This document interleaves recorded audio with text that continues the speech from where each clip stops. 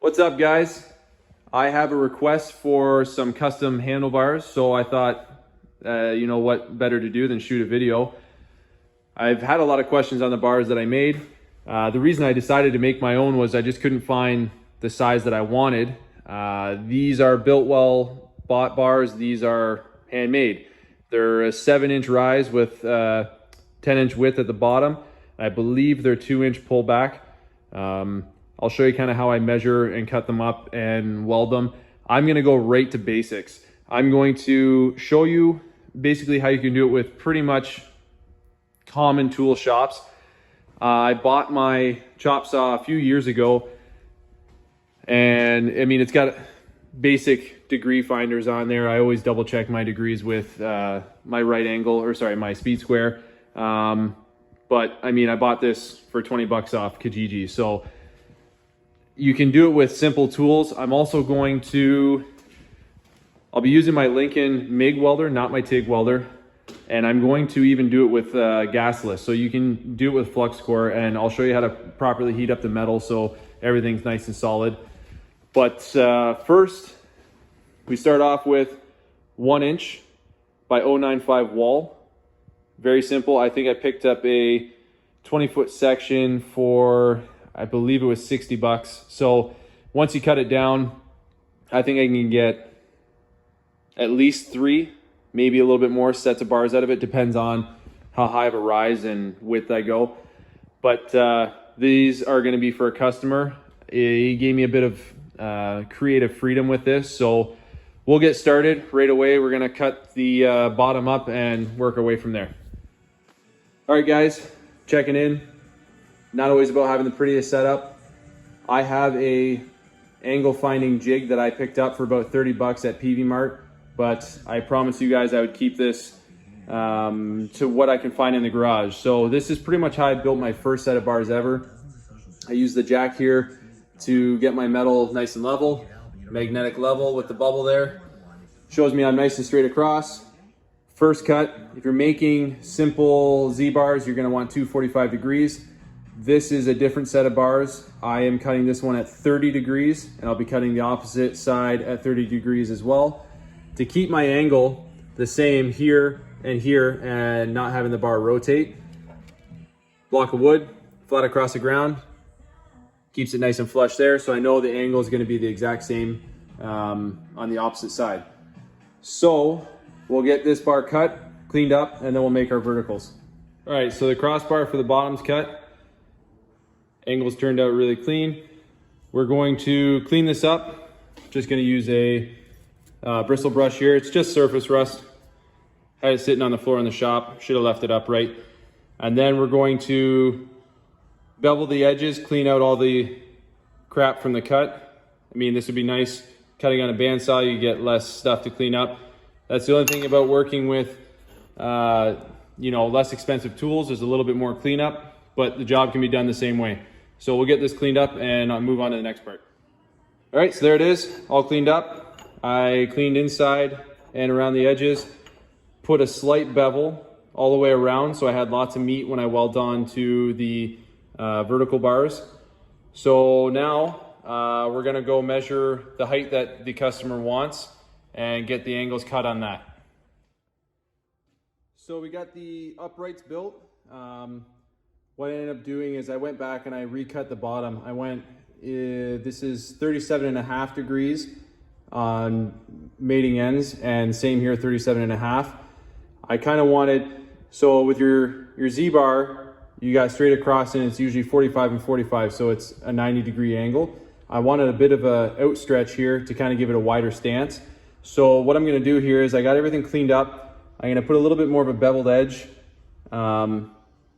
for a better weld in here. And then what I'll do is I'll tack these all into place, and then I'm gonna come back and measure out my pullbacks at the top here, and we'll show you guys how that's done. All right, so as promised, I used MIG. I'm going gasless, and I just got these things tacked into place. They're nice and flush. You can kind of see the look I'm going for. They're starting to take their shape. So we're gonna go over next, and I'm gonna measure the pullback, mark out my angles on both sides, and get them cut. All right, so another really crude setup we got here. So what I've done is I measured out my angle, and you could probably use the jack to support this to be able to change your angle. But I know that I have two by 6s under here, which are about a 1/2 inch lower than the deck. So it gives me the same pattern both times. I'm cutting my bevels, and they will be cut on an inward angle. That's why I have it resting a little bit lower than the deck. So they're cut on an inward angle, and you'll see that gives you your pull back, and then the degree that you cut on gives you your drop. So showing you how you can do it with pretty much anything you got laying around the shop. It's a little bit harder setting it up this way. I mean, like I said, I built my first few set of bars this way, and it worked out awesome. So once you get the right tools, it only makes it easier. But I'll show you guys this way. Next set of bars I make, I'll show you guys some of the better tools I bought and how much easier it really is. But can be done with pretty much anything.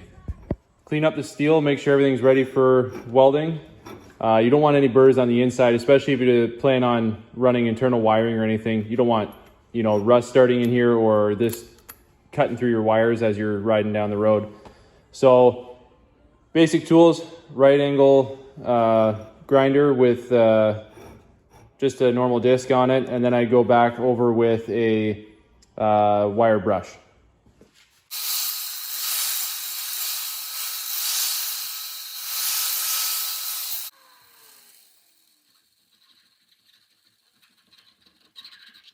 All right, a couple quick tips here for you. Only put a couple tack welds. I put one on each side, so 2 at each joint. You can always go back and grind them off if you have to adjust anything. It's a lot easier than having to, cut a whole full weld around there. Another thing is you can take these bars and go have somebody TIG them if you really wanted to. They're tacked up, they're ready to go. And 3, my reasoning for doing it is I can go back and I can put more of an edge in there, so I can get more wire in there for a better weld.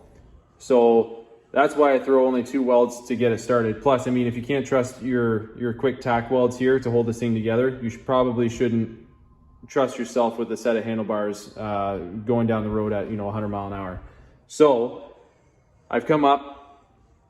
This is where I've cut my angles for the handlebar section. I showed you where I had a couple pieces of wood just shorter than the deck. It gave me that pullback. Now, had I gone and only done 1 2x6 or even a 2x4 to worked, I would have had even more pullback. So I know 2 gave me a couple degrees of angle that I need.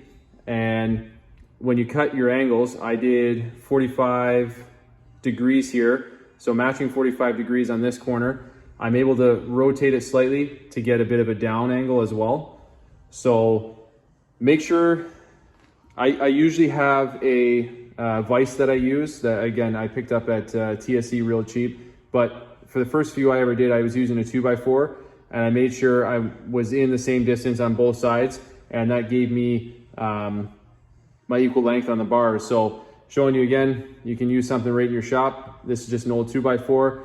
I'm about 1.5 inches in. I was 1.5 inches in on that side when I set it. So I'll get this tacked up. Always go back. Double check your distance when it's laying flat. Double check your distance from a flat table to the end on both sides. And then check your corners. Just make sure you got no wobble or anything in it. Everything's nice and straight. You can also go back with an angle finder and check your degrees from your straight point and make sure everything's equal.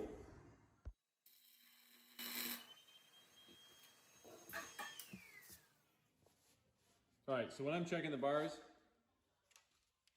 I run my tape measure, and I find from flat table to center at 2 3/4.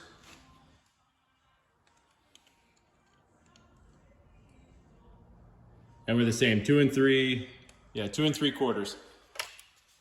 And then just to double check my guesswork here, flip over. Again, I go from the bottom of flat table to the bottom of this bar over here at 2 inches bang on. again, from the flat table